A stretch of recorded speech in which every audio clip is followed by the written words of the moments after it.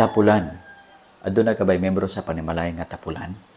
Dili willing mo trabaho, magsigilag dulag cellphone, magsigilag FB, pagkatapos sigirag laag, pag uli sa balay, matulog lang, mukaon daw matulog.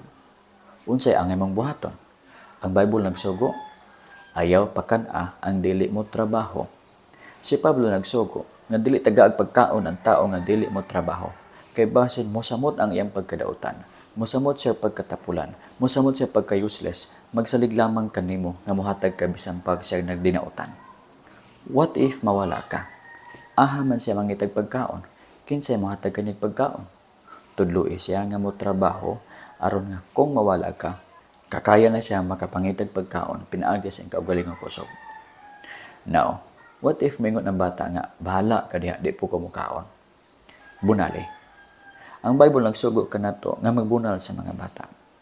Proverbio kapitulo 13 bersikulo 24. Kadtong nagahawid sa iyang bunal, nagadumot sa iyang anak. Apan kadtong nahagugma kaniya, magakastigo kaniya sa matag panahon. Kung tinuod nga higugma ka sa imong anak, imong bunalan ang imong anak. Aron matuloy di ang dalan o kabalo na siya magkugi para makakaon siya. O sa future, mahimo siyang successful. Pero wala kan higugma sa imong anak, dili mo siya bunalan kung siya magtinapulan. Pasagdan mo siya nga mahimong useless ang iyang kinabuhi o magsalig lang sa uban. Now, naay mga bata nga bisan unsa nimo kasaba o bunal, dili mabag-o ilang kinabuhi. Dili mo sad sila pwede patyon. Ang angay mo nalang buhaton ikatulo, mao ang iampo sila sa Ginoo. Itugyan sila sa Ginoo, ang Dios gamhanan. Kung ang Dios nakahimo sa kalibutan gikan sa wala, makakuha usab siya sa sala sa kasing-kasing sa imong bata. O siya mahimo ng kugihan. So mao kini kung naa kay membro sa pamilya nga tapulan, ayaw siya pakana, bunali siya, iampo siya sa Ginoo. Kung siya magbag-o, panalangin siya.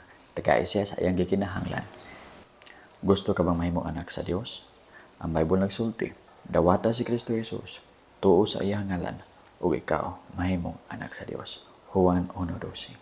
Kung ikaw mo dawat o motuo kang Kristo Jesus, isip imong Dios og manuluwas, dili lang ka mahimong anak sa Dios, kundi mahimo pug kang linuwas. Maluwas ikaw kung ikaw mo dawat o motuo kang Kristo Jesus, isip imong Dios og manuluwas.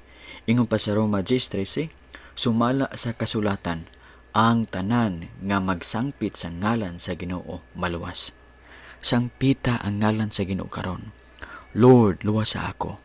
Lord, makasasala ako. Dili ako angay malangit kay makasasala ako. Apan Ginoo, salamat sa imong gugma nga gipakita sa krus. Gituuhan ko ikaw, Ginoong Hesus, isip akong Dios og manuluwas. Kung imo ka na pagabuhaton, karon nga takna, ikaw makabaton sa kaluwasan og dili ka na mahinukman sa silot. Roma kapitulo 8 bersikulo 1.